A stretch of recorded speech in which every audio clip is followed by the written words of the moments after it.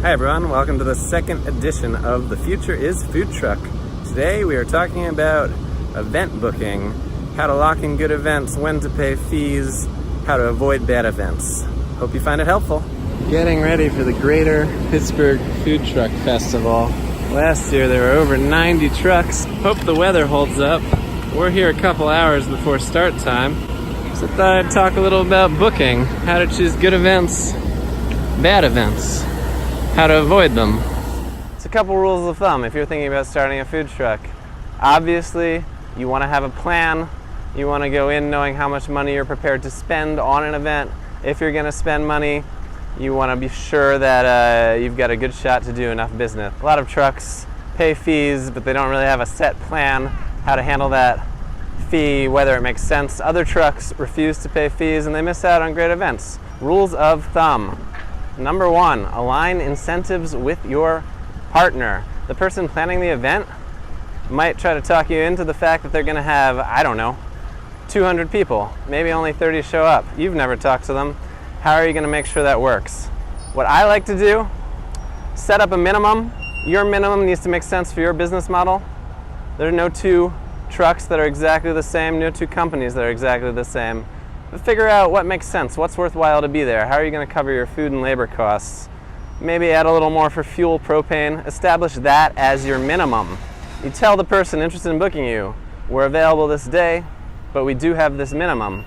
Are you comfortable with that? You explain that if you fall below the minimum, we're going to ask them as the person coordinating the event to make up the difference. So if your minimum is $500, you do $400 in sales, they owe you $100. I like to keep things simple. I don't really tack on other fees. If they are as confident as they say they are in the quality of their events, there should be no problem with that. Because for me, that's like 50 customers. I'm going to hit that minimum.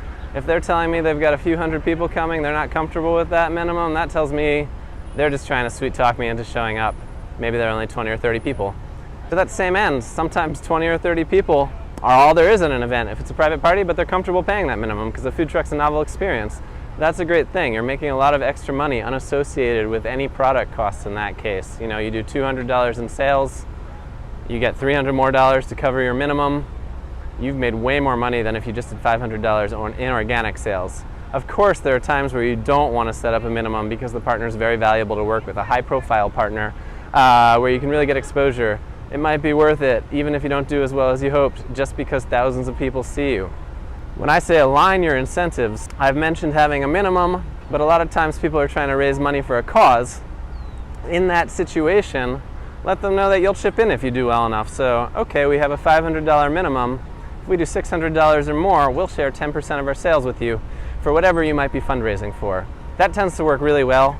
That means we're both working to get people to show up at the events. We're both on the same page. Incentives are aligned. The other rule of thumb I'd tell you is if you are paying a fee, do your best not to pay more than 10% of your total sale. You can just set that up literally as we will pay you 10% of what our final sales number is. Some people might go for that. Sometimes there's a flat fee. The event I'm at today is a flat fee. I've done it a few years in a row. I'm pretty confident I'm going to do well. I think I'm paying $300 to be here for the weekend. I do the math in my head. Do I think I'm going to do at least $3,000 in sales at that point? It becomes maybe worth it. What other opportunities do I have around the area this weekend that might not involve a fee at all? That's a factor too.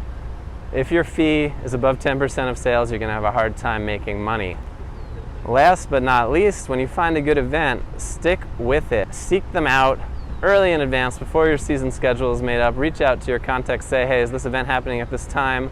Mark it on your calendar. That way it's locked in and you've got fewer holes to fill. So there are a few tips for you guys if you're new to the food truck world as far as booking events, managing them, not getting caught up with too many fees, or even paying a fee when appropriate.